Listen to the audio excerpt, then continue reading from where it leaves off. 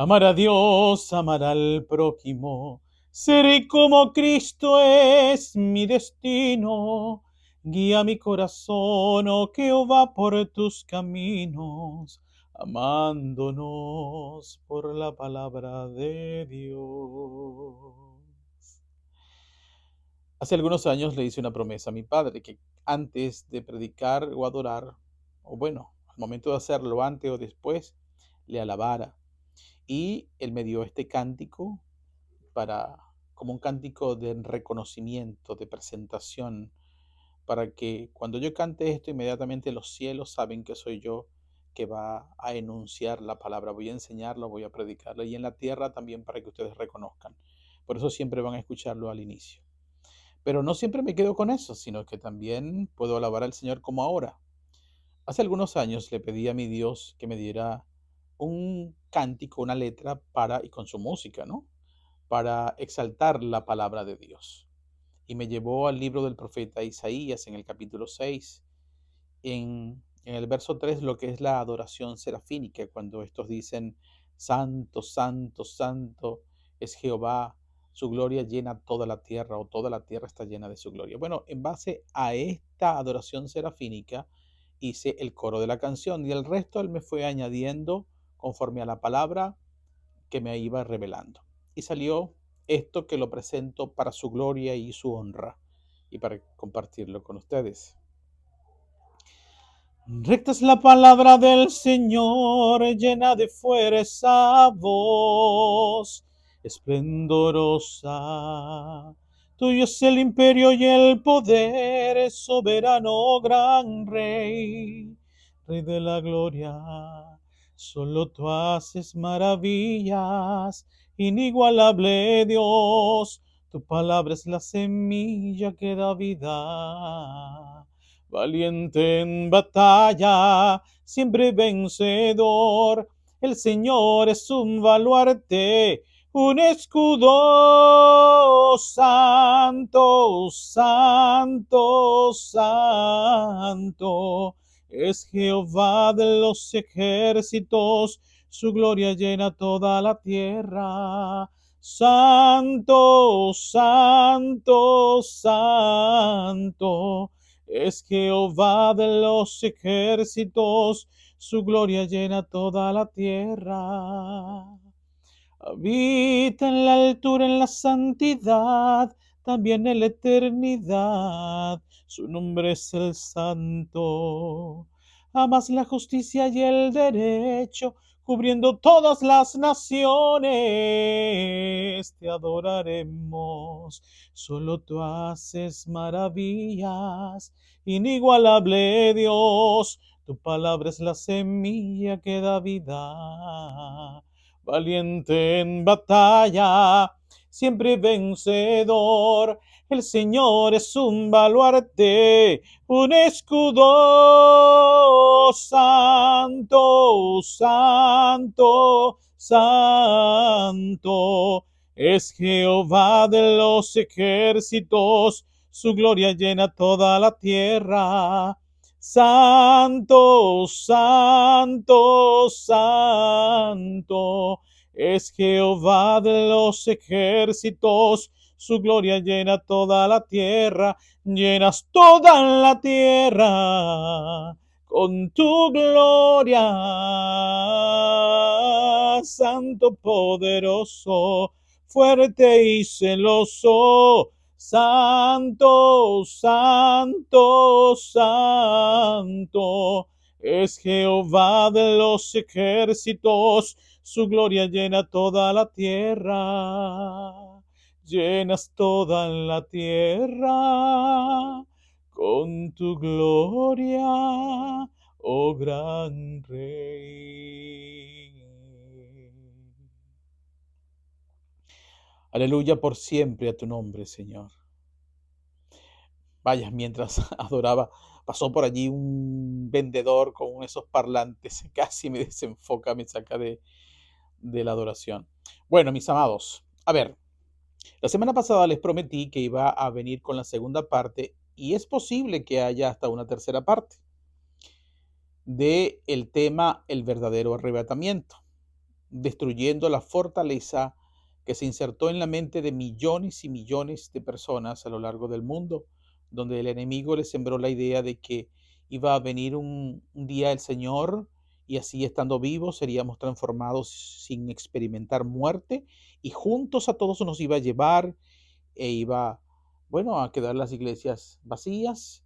Este, y esto fue acompañado, reforzado con mentiras que han estado predicándose y hasta con películas de aviones que se caen porque el piloto era cristiano y fue arrebatado, y accidentes de tránsito, etcétera, etcétera. Todo esto es una fábula que desde el video pasado, que el enlace se lo voy a dejar aquí arriba, este, bueno, empezó a ser desmontado dando la verdadera interpretación de Primera de Tesalonicenses, capítulo 4, de los versos 13 en adelante, estableciéndose fundamentalmente bajo el centro de la enseñanza en el verso 14, donde el destino nuestro es el mismo que el de Cristo. Si creemos que Jesucristo murió y resucitó, así también nos va a pasar a nosotros. Dios nos llevará con Jesús, este, para los que morimos en Cristo. Es decir, primero hay que morir aquí en la tierra con la fe en Cristo para que luego, para que podamos resucitar y ser llevados al cielo. No hay ida al cielo antes de morir en la tierra de los vivientes. Y continuamos con esto. A ver, quiero, la pregunta que a veces le hacía a mi Señor, pero ¿por qué esto se afianzó tanto en la iglesia de Jesucristo? Y la respuesta fue muy simple: porque no creen en mí, Eric, no me escuchan a mí. Y me enseñó a través de Mateo capítulo 16, en aquel pasaje donde él se encuentra en las regiones de Cesarea de Filipo y le pregunta a sus discípulos que quién era él, quién dice la gente que era él. Y luego le pregunta, ok, y yo les pregunto a ustedes, ¿qué dicen ustedes que soy yo? Y la respuesta revelada que dio Pedro. Y tomando en cuenta estos versos, este fundamento, el Señor me dijo, diles así, pregúntales así, hoy día. Y hoy te hago la pregunta de parte del Señor. ¿Quién dice los hombres? ¿Qué dicen los hombres, los demás? ¿Quién soy yo? Así te pregunta hoy Jesucristo. Y la respuesta de hoy día de millones de personas es la siguiente. Bueno, mira, los testigos de Jehová dicen que tú eres tal cosa, los musulmanes que tú eres tal cosa, los católicos dicen que tú eres tal cosa, los adventistas que tú eres tal cosa, los evangélicos o protestantes, no sé, dicen tal cosa. Los que dentro de la iglesia evangélica, en las muchas denominaciones que hay internamente de ella, mira, los pentecostales dicen tal cosa, los nativos dicen otra cosa acerca de ti, los metodistas, presbiterianos, libres de la iglesia primitiva, etcétera. Todos tienen un entendimiento de ti a su manera, según su denominación. Según la doctrina de Calvin, piensan esto de ti, la doctrina de Lutero piensa esto de ti, etcétera. Creo que es suficiente, ¿no? Esto es lo que hoy día respondería la gente cuando se le pregunta acerca de qué dicen otros, quién soy yo. Pero luego viene la pregunta que te va a hacer Jesucristo a tu vida, personal, directa. Y te la va a hacer en el mismo contexto que se la hizo a Pedro. Pedro estando allí junto con sus discípulos, es decir, Jesús no hace una pregunta individual en lo secreto, lo hace con testigos, en presencia de todos sus discípulos. Imagínate que en este momento Jesús te está preguntando a ti y en este mismo momento están tus hermanos de tu congregación, de tu denominación, de tu doctrina, eh, de tu organización eclesiástica, como le quieras llamar, están a tu lado.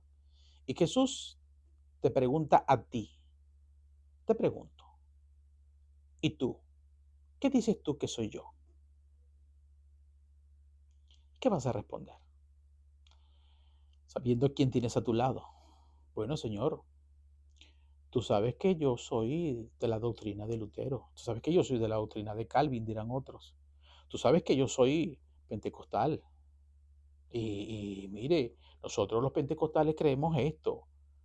Te está preguntando a ti, personalmente. Jesús ya sabe lo que dicen los demás acerca de él. Ahora te lo pregunta a ti, en medio de la gente con que tú te reúnes.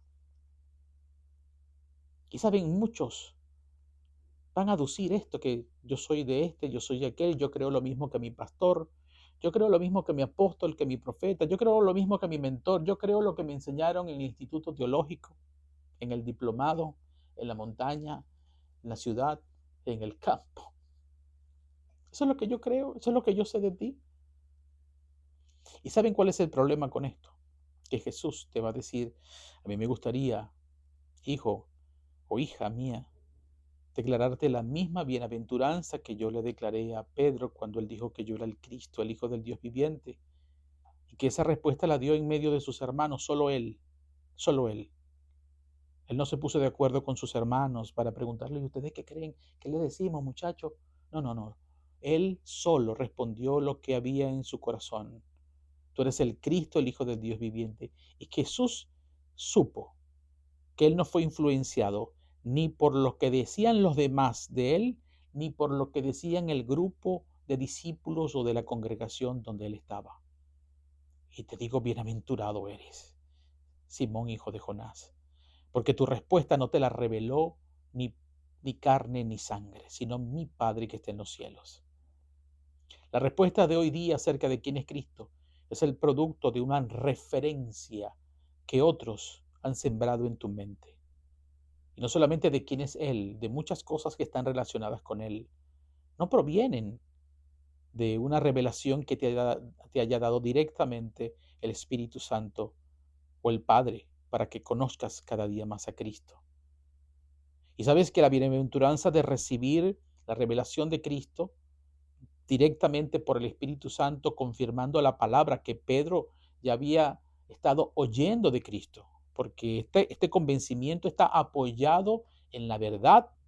No es una cosa que vino del cielo así, eh, que desconocías. No, no, no, no. Es el afianzamiento de la palabra de Cristo que prevalece y reina en tu vida por fe, por revelación, por encima de lo que tus hermanos piensen y por encima de lo que los demás digan. Ese es el secreto. Es una cosa íntima entre Dios y tú. Y quienes no tengan esta revelación directa y secreta de Dios, sino que es por medio de terceros, pues lamentablemente no hay bienaventuranza sobre tu vida. Jesucristo jamás va a decir eso, bienaventurado eres, porque mi Padre te habló. Ni tampoco te va a decir contigo o con personas como tú, que no me conoces personalmente, no puedo edificar.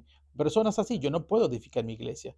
Porque la iglesia de Jesucristo yo la edifico, es con los que tienen el entendimiento de quién soy yo, porque mi Padre directamente, espiritualmente, se los reveló, conforme a la palabra que han recibido. ¿Cuál es tu posición espiritual hoy día? ¿A quién estás predicando tú? ¿Eres un auténtico hijo de Dios que habla lo que Dios te dice? ¿O simplemente eres como, me perdonas, es solo una forma de explicar, eres como un lorito que lo que haces es repetir lo que dicen otros, lo que dicen las denominaciones, lo que dicen las doctrinas, lo que dice un líder, lo que dicen alguien que para ti tiene peso espiritual, pero tú, tu relación con Cristo? ¿Acaso no recordamos cuando en el capítulo 3, creo que se está allí, en el libro de Apocalipsis, cuando el Señor dice, he aquí yo estoy a la puerta y llamo, y el que abre la puerta, yo entraré a la vida de esta persona, él cenará conmigo y yo cenará con él? ¿Acaso Jesús está diciendo que él va a entrar con otros? ¿Acaso Jesús va a dejar entrar a un mediador para estar contigo y hable ese otro en nombre de él? ¿O él mismo quiere establecer una relación íntima, personal y profunda contigo en tu habitación, en tu vida, propia vida, él y tú y nadie más? Donde él te hable, él te enseñe, él te conforte, él te ministre, él te haga crecer junto con él. Qué tristeza escuchar hablar a personas que cuando tú le preguntas algún tema acerca del Señor, te refieren a un autor según tal, según tal. ¿Qué me está diciendo eso? Que no tienen intimidad con el Señor, que no le conocen porque el Espíritu Santo los convenció de pecado, de justicia y de juicio, ni del Evangelio de Jesucristo. Por esa razón, por personas así, es que se le facilita a Satanás la entrada de doctrinas mentirosas, de fábulas como esta del arrebatamiento de la iglesia de Jesucristo. Ahora, vamos a la palabra. A ver, bueno, ya estábamos en la palabra, pero vamos a continuar. Sabemos por Efesios 2:20 que dice que la iglesia de Jesucristo está fundada tiene sus fundamentos en la doctrina de los apóstoles y de los profetas que están consagrados aquí en la Biblia, no de los apóstoles y de los profetas de hoy día, de los que están aquí porque la escritura es la palabra profética más segura. No es lo que digan los apóstoles y los profetas de hoy día, sin entrar en la discusión, sabiendo que algunos piensan que no hay profetas y hay apóstoles. Viendo lo que dice aquí la palabra. Este es el fundamento. Pero sabemos que esa doctrina de los apóstoles y de los profetas, como el caso de Pedro, de Juan, de Santiago, de Pablo, ellos a su vez, sus doctrinas tienen un fundamento primero que es Jesucristo mismo. Es decir, nada de lo que dice Pablo, Pedro, Juan, Santiago, Judas, etcétera, como doctrina, nada de eso puede ser cierto si primero eso no tiene sustento en Cristo e inclusive si no fue también profetizado antes de Cristo en la ley, en los salmos y en los profetas acerca de nuestro Señor. Así que para que una doctrina sea verdadera, tiene que estar sustentada en el fundamento, en el testimonio o en las palabras de Jesucristo y también en la ley, en los salmos y los profetas. Este arrebatamiento falso no tiene sustento porque nunca Cristo habló de esto. Eso es falso porque no existe el fundamento cristiano dado por el propio Cristo, ni tampoco está en la ley, en los salmos y en los profetas. Entonces, sabiendo esto, Satanás, que quiere jugar al leguleyo, agarró a algunos religiosos e indoctos y así como torcieron la primera carta a los tesalonicenses en el capítulo 4 del verso 3 en adelante, hicieron una interpretación horrible de esto, la cual en el video pasado ya aclaré cómo es la interpretación correcta. También tratando de utilizar el capítulo 14, verso 3 de el Evangelio de Juan, hacen creernos ver que Jesús sí habló del arrebatamiento de la iglesia. Y hoy les voy a demostrar que eso es falso, dándole el entendimiento correcto, la interpretación correcta de esta escritura. Porque lo que ocurre, amados, es que cuando una mente está contaminada con fortalezas, con mentiras, con cosas que se oponen a Cristo, a su conocimiento y a obedecerle, todo lo que usted lea en la palabra y toda cosa que le ocurra en las circunstancias de la vida, todo va a querer asociarlo con eso que tiene aquí, con esa mentira. Entonces, leen, por ejemplo, el verso 3 cuando dice, y si me fuere y os prepararé el lugar, vendré otra vez y os tomaré a mí mismo para que donde yo estoy, vosotros también estáis. Y dice inmediatamente, ahí está, ¿ve? Él está diciendo que nos va a llevar arrebatados, Él va a venir, nos va a buscar y nos va a llevar para estar donde Él esté y ese es el arrebatamiento de la iglesia. Pues eso, aunque se parece, Jesucristo no está diciendo nada de eso, porque les voy a dar otra palabra de Cristo que se opone a esto para terminar de aclarar que esa interpretación del arrebatamiento a través de este fundamento es falso. Y comencemos. Para entender esto, tenemos que enlazarnos desde el capítulo 13 del Evangelio de Juan. En sus últimos versos, Jesús les está diciendo, pueden leer desde el 30 en adelante, Jesús le está diciendo a sus apóstoles que Él se va, que Él va a morir y se va con su Padre. Y les dice, donde yo voy, ustedes no pueden ir. Esto quebró emocionalmente a los apóstoles, a los discípulos de Cristo de ese momento, bueno, porque ellos estaban acostumbrados a andar 3 años para arriba y para abajo con Jesús. Y que le diga, ya no vamos a andar más juntos, y al lugar donde yo voy, ustedes no pueden ir, siendo que ellos siempre iban a todos los lugares donde iba Jesús, y ahora qué va a pasar con nosotros, caen en una especie de desesperanza, de quedarse como solos. Y luego Pedro, que quería, tú sabes, aparentar mucho más amor por Cristo, dice, mire Señor, ¿cómo es eso que yo no puedo ir? No, Pedro, no puedes ir. Luego irás, pero ahora donde yo voy, tú no puedes ir. Es decir, este sacrificio, esta muerte, eso que tengo que hacerlo soy yo solo. Esto me corresponde a mí, al Cordero inmolado, a más nadie. Él no entendía eso, Pedro. Señor, yo estoy dispuesto a dar mi vida por ti. Ay, Pedro, le responde Jesús, dar tu vida por mí. Te aseguro, Pedro, que antes de que cante el gallo, me habrás negado 3 veces. Dar tu vida por mí. Y en este contexto empieza el capítulo 14 del Evangelio de Juan. Y entonces Jesús, en los primeros versos, especialmente el 1, el 2 y el 3, va a dar son palabras de ánimo, porque ellos están tristes, tal como dice el capítulo 16 también de Juan, que dice, porque como antes les dije que me iba, estáis tristes, pero vuestra tristeza se convertirá en gozo. Entonces, él va a dar palabra de ánimo y lo hace de la siguiente manera. No se turbe vuestro corazón. Creéis en Dios, creed también en mí. No se asusten, no, no caigan en desesperanza, no pierdan la fe. Aunque yo voy y por un poco de tiempo no me van a ver, no dejen de creer en mí. Crean en mí aunque no me vean. Esta es la verdadera fe. Nosotros vivimos no por vista, sino por fe. Así que vivan por fe. Crean en mí aunque no me vean y crean en mi Padre. Y le empieza a explicar por qué. Estas son palabras de ánimo. En la casa de mi Padre muchas moradas hay. Si así no fuera, yo os lo hubiera dicho. Voy pues a preparar lugar para ustedes, mis discípulos. Entonces, esta es otra palabra de ánimo diciéndole, lo que dice la Escritura esencialmente es, no se preocupen, ustedes van a ir donde voy a estar yo. Y en ese lugar hay espacio de sobra. No hay problemas con el tiempo. No, que se acabó el tiempo y no vamos a poder entrar. Tranquilo. Hay espacio. No, que van a entrar un número determinado de personas. Tranquilo.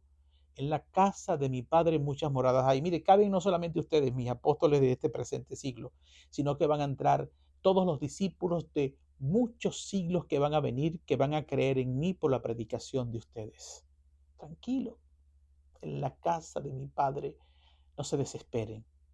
Porque de hecho yo vine a la tierra, le dice Jesús, para reconciliarnos con mi Padre. Así que si vine con esa misión, ¿cómo mi Padre ahora le va a negar a ustedes el acceso a que estén con Él? Y esto no se refiere a estar con Él con ocasión de nuestra muerte, de ir a las moradas eternas. Cuidado, aunque también vamos a ir, pero en este verso no habla de eso. Habla de otra cosa. Él dice, en la casa de mi Padre muchas moradas hay, así que tranquilos, no es cuestión de tiempo ni de espacio, para todos hay lugar. Y yo no les puedo mentir, si así no fuera yo se los hubiera dicho, pero voy pues a preparar lugar para vosotros. Voy a preparar morada espiritual para ustedes. Él está diciendo exactamente lo que dice en el verso 15 y 16 de este mismo capítulo 14. Y esto es lo que significa esto.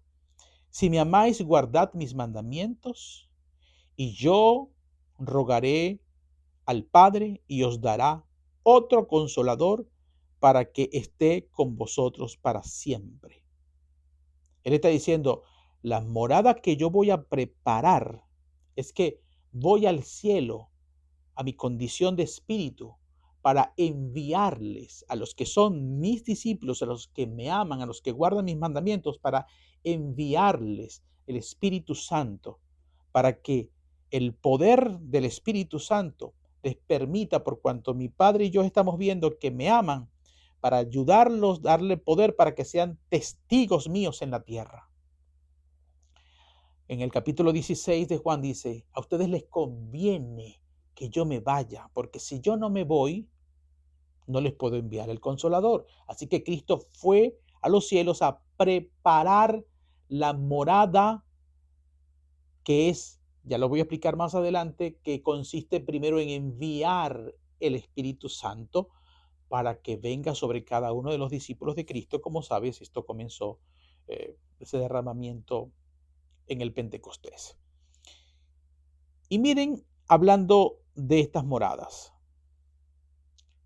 quiero derrumbar un entendimiento que tiene la gente, ¿no? Que en la casa hay muchas moradas, como que si en el cielo hay townhouse, apartamentos o casitas o piecitas de 4x5, qué sé yo, de tales características que la gente se imagina en su mente carnal, porque no están discerniendo la escritura espiritualmente, porque no están tomando de la integridad de la palabra para entender lo que quiere decir Cristo, porque es que no oyen a Cristo, porque lo que les voy a decir ahora son palabras de Cristo, discernidas espiritualmente y traídas para el entendimiento de esto.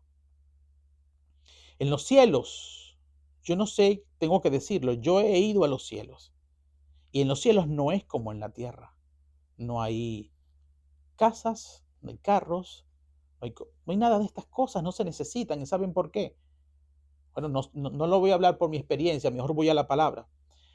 Porque allá no se llueve, allá no hay enfermedad, allá no hay llanto, allá no hay sol, allá no hay lluvia, allá los ladrones no minan ni hurtan, allá no hay enfermedad. Usted no necesita ninguna habitación como la entendemos aquí en la tierra. Por favor. Ni hay propiedad como aquí en la tierra. Ay, mire, esto es lo que me preparó el Señor cuando yo llegue aquí. Aquí voy a pasar la eternidad con el Señor en esta piecita y voy los domingos para allá, para el tabernáculo, para el cetro de justicia, donde está Jehová y mi Señor Jesucristo, a un servicio los domingos. Por favor, ¿qué entendimiento carnal es ese? En los cielos eso no existe.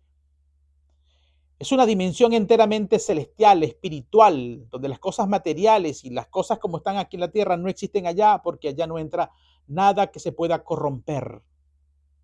Ahora bien, en la casa de mi Padre muchas moradas hay.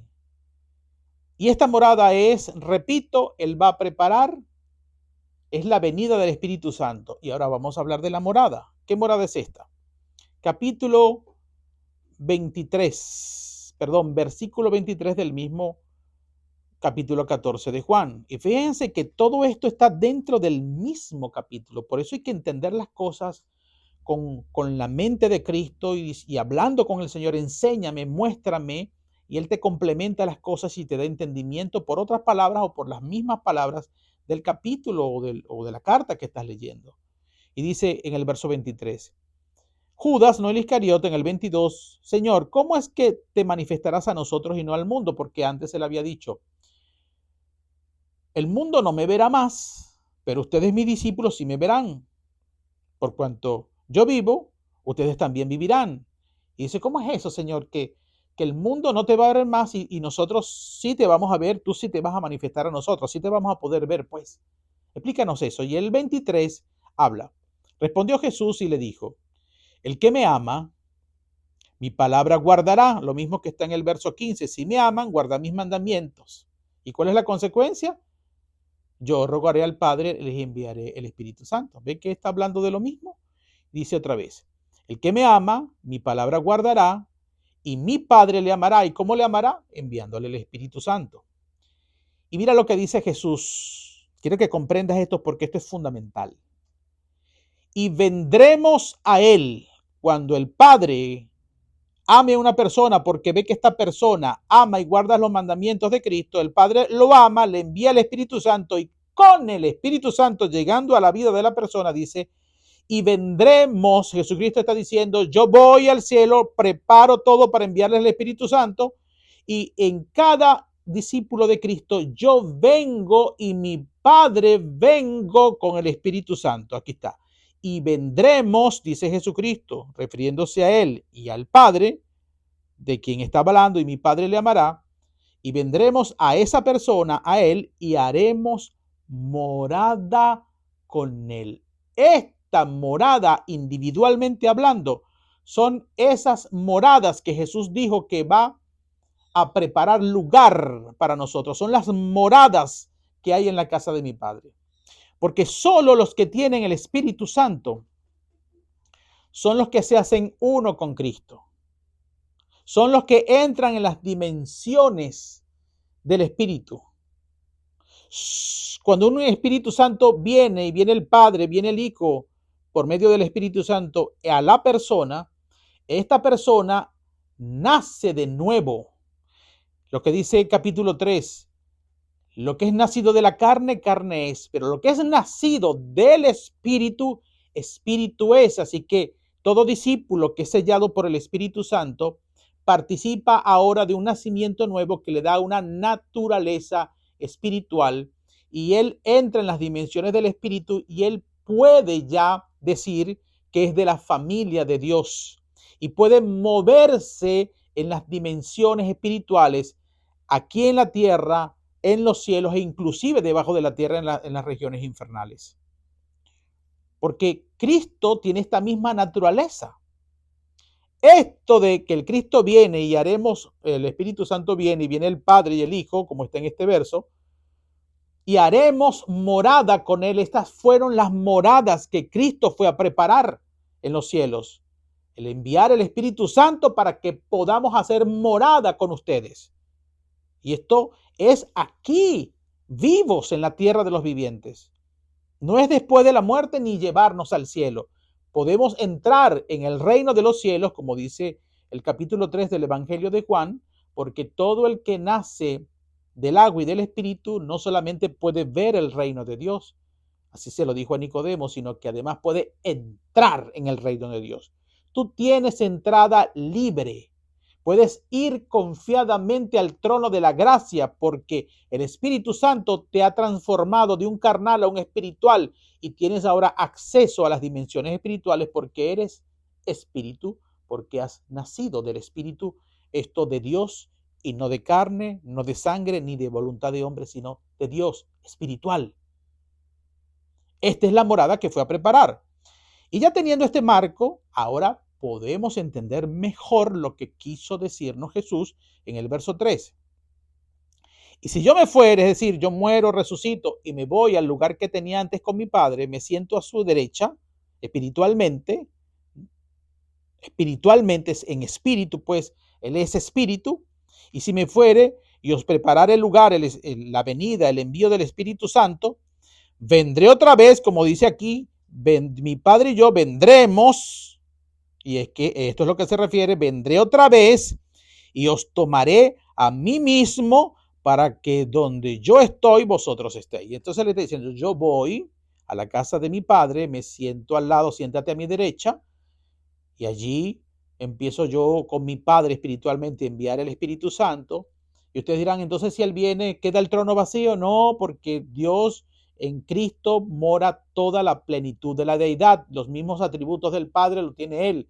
La omnipresencia, la omnisciencia y la omnipotencia. En la omnipresencia Él puede estar sentado allí y al mismo tiempo su espíritu también estar en muchas partes al mismo tiempo y puede venir con el Espíritu Santo y estar a ti. Cuando Él viene con el Espíritu Santo, dice la Escritura, vendré otra vez y os tomaré a mí mismo. Esto significa que cuando Cristo viene en el Espíritu Santo, este somos nosotros los discípulos, Él viene, Él nos toma a sí mismo. Esto significa que nosotros pertenecemos a Él, nos hacemos parte de Él, pues Él lo llena todo. Él lo llena todo. La única forma, como dice la Escritura, que nosotros los discípulos estemos completos es que estemos unidos a Cristo porque Él nos tomó, Él nos asió, nos tomó completamente. Y entonces nosotros pertenecemos a Él y es cuando entendemos también lo que dice Juan 15. Por ejemplo, yo soy la vid es el tronco donde está la vida, la savia. Dice, yo soy la vid y ustedes, los discípulos míos, son los pámpanos, somos las ramas. El que permanece en mí, el discípulo o la rama que permanece en Cristo o en la vid, permanece allí, ¿qué dice? Y yo en él, porque para usted pertenecer a Cristo, permanecer en Cristo, tienes que estar unido a Cristo y al mismo tiempo Cristo unido a ti. Y yo en él, este lleva mucho fruto, porque separado de mí nada podéis hacer. Pero unido a Cristo, Él nos tomó. ¿Y por qué yo puedo permanecer en Cristo? Porque Él vino y me tomó cuando llegó el Espíritu Santo a sí mismo. Y ya de tal forma que ya no vivo yo, sino que Cristo vive en mí. Porque fui llenado con la presencia de Cristo, que lo llena todo en todo. Y esto es lo que significa. Si yo me fuere y prepararé la venida del Espíritu Santo, vengo con el Espíritu Santo, los tomo a mí mismo para que donde yo estoy, vosotros estéis. Entonces, cuando nosotros participamos de la naturaleza espiritual de Cristo porque estamos unidos a Él, entonces podemos entrar, hemos nacido de nuevo y podemos entrar en las dimensiones del Espíritu. Y donde está Cristo, nosotros podemos estar. Tanto así que, por ejemplo, Efesios capítulo 2, verso 4-6 dice que cuando nosotros estábamos muertos en nuestros delitos y pecados, Cristo nos resucitó, nos dio vida y nos resucitó juntamente con Él y nos hizo sentar en lugares celestiales con Cristo Jesús. Esto lo hizo Dios por nosotros cuando vino el Espíritu Santo, Cristo nos sació, participamos de su misma naturaleza espiritual o divina y ahora tenemos acceso a todos. Y Él nos hizo sentar allá, así que estamos, yo, Eric Martínez, hablándole en este momento yo estoy sentado en lugares celestiales con Cristo Jesús. Y en este momento también estoy aquí participando de esta naturaleza espiritual y humana predicándoles a ustedes. Así que yo estoy con Él allá y estoy aquí. Y donde quiera que Cristo me envíe a predicar en la gran comisión, Él va conmigo. Así que donde yo estoy, donde Él está, yo estoy. Si yo estoy reunido con unos hermanos que creen genuinamente en Cristo y se mueven en el Espíritu, y estamos orando o pidiendo alguna cosa, el Cristo está en medio de nosotros, así que donde Él está, yo estoy. Para que donde Él esté, yo estoy. Si Él me quiere llevar a las regiones infernales como me ha llevado, Él está allá y yo estoy con Él en espíritu haciendo lo que me manda hacer por allá, aquí en la tierra, en liberaciones, en predicaciones, en consolación, en sanidades de enfermedad. Donde Él está, yo estoy unido a Él en espíritu, porque el que se ha unido a Cristo por haber nacido de nuevo, porque Él me tomó, como dice aquí, y os tomaré a mí mismo, Él me tomó. Él fue el que me amó primero, Él fue el que me tomó. A Cristo no va quien quiera.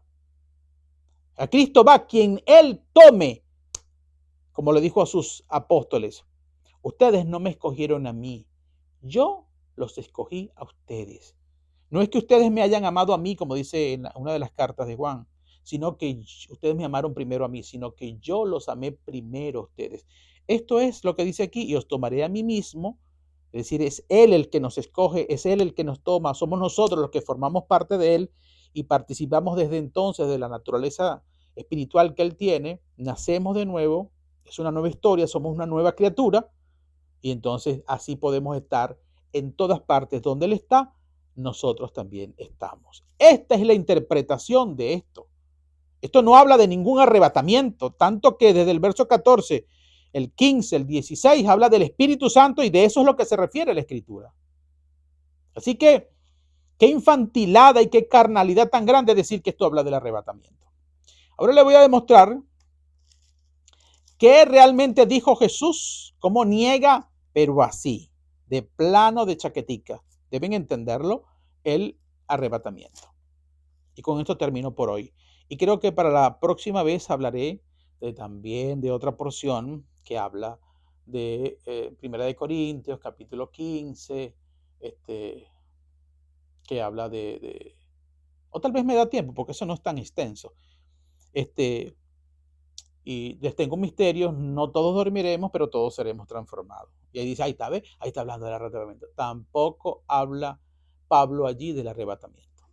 Entonces el verso 17, miren cómo Jesucristo niega, pero así de plano, el arrebatamiento, el que la iglesia sea llevada de la tierra.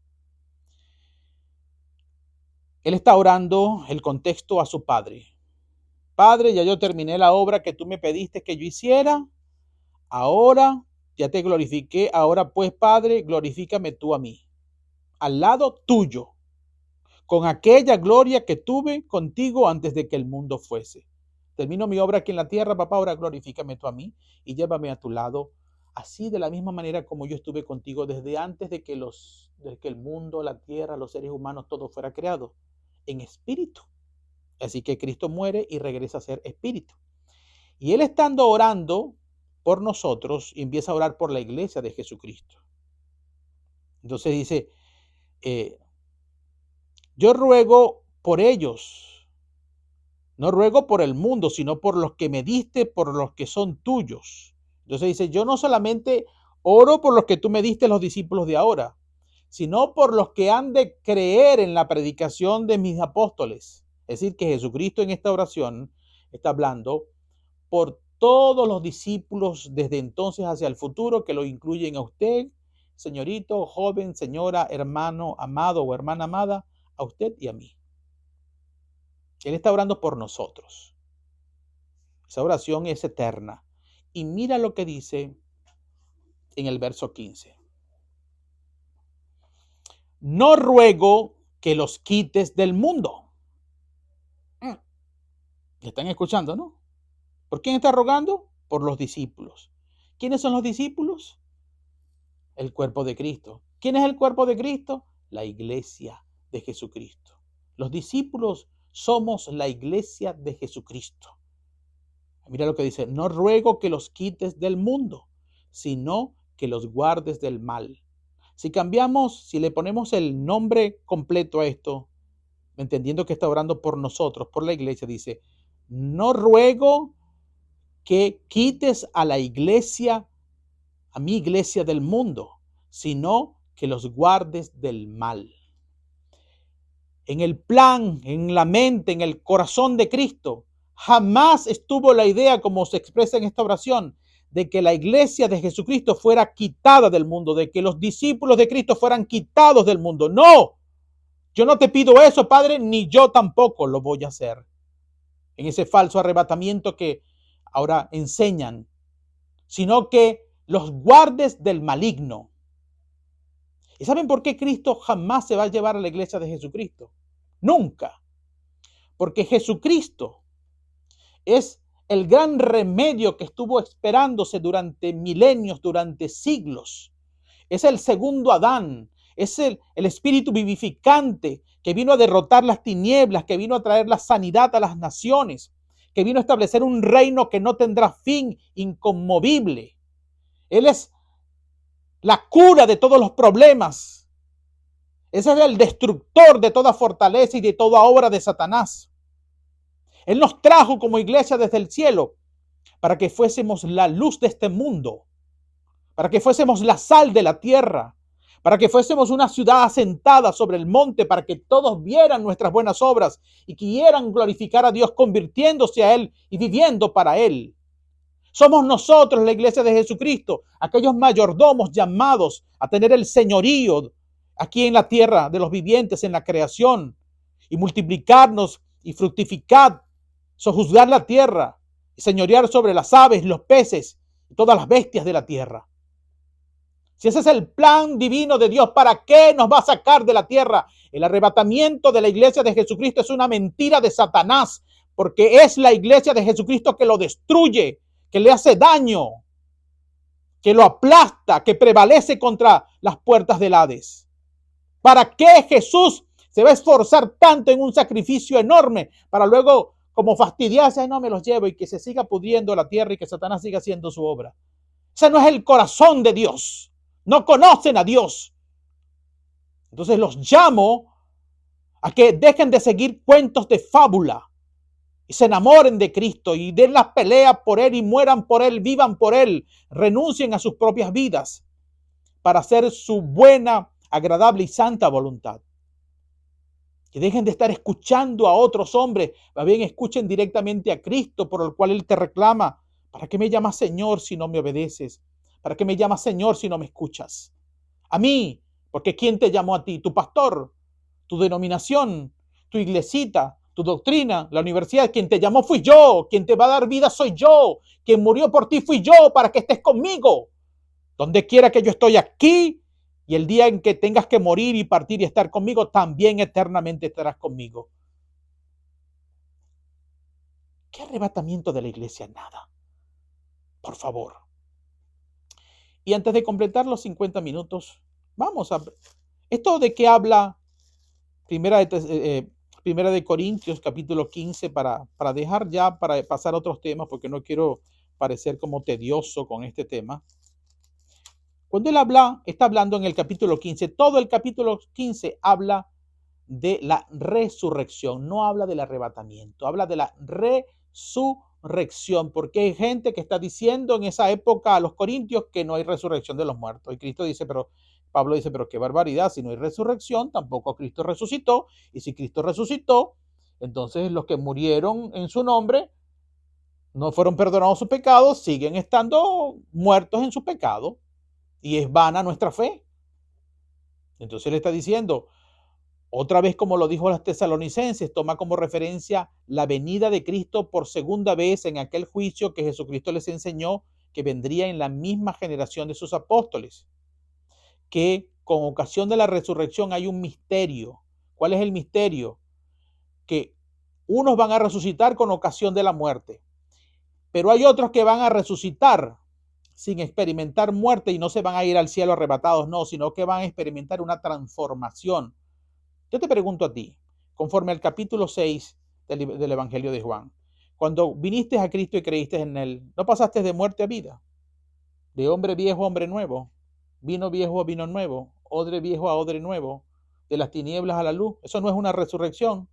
Esa es la resurrección, ese es el inicio de un camino de la resurrección.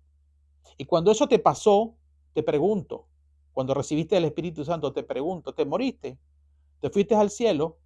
¿Sentiste algo?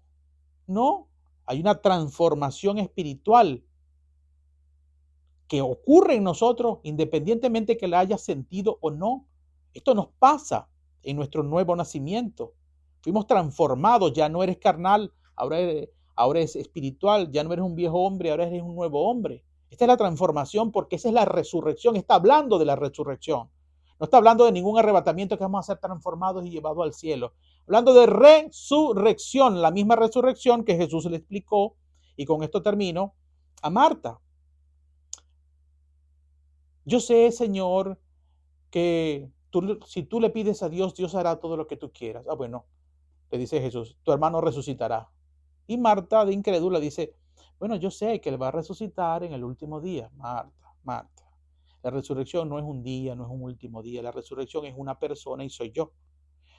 El que cree en mí, al momento de creer, aunque esté muerto, vivirá. Y el que vive, porque ya creyó en mí, tiene vida espiritual, y cree en mí, es decir, sigue creyendo en mí, no morirá jamás. La resurrección es un camino que comienza con una resurrección aquí. Cuando crees en Jesucristo, pasas de muerte a vida, tienes vida, continúas creyendo en Cristo y cuando llega el día de tu muerte física creyendo en Cristo, entonces eres resucitado. Ese es el camino final de la resurrección y eres transformado en un cuerpo glorificado como ángel y eres llevado a la presencia del Señor. La resurrección es un camino y hay una transformación, bien cuando crees o bien cuando mueres también eres transformado. Ese es el misterio. No habla de ningún arrebatamiento. Espero que este video, si es necesario, que lo vuelvan a ver. Para los que aman la palabra, que no se cansan rápido, ni están acostumbrados a ver videos de un minutico, 30 segundos. Así la gente no cambia. Con 30 segundos, un minuto de información. Eso no es cierto. Hay que permanecer en la palabra de día y de noche. De día y de noche, como se les dijo a Josué. Si Dios quiere, viviremos y nos seguiremos amando por la palabra de Dios. Dios les bendiga y Dios les guarde siempre.